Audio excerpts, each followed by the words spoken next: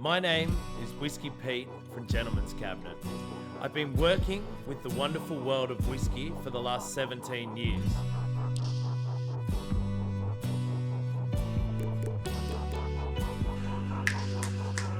Yes.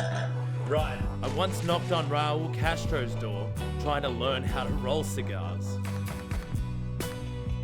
This is how you roll a cigar.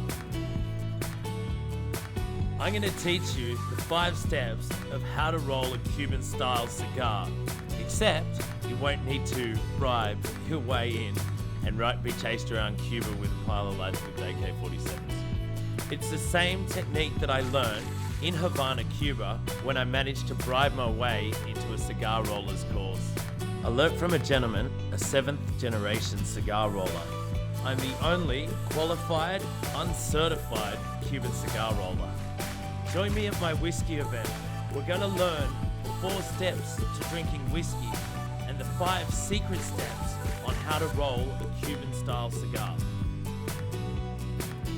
I like whiskey. I like cigars. And that's why they call me Whiskey Pete.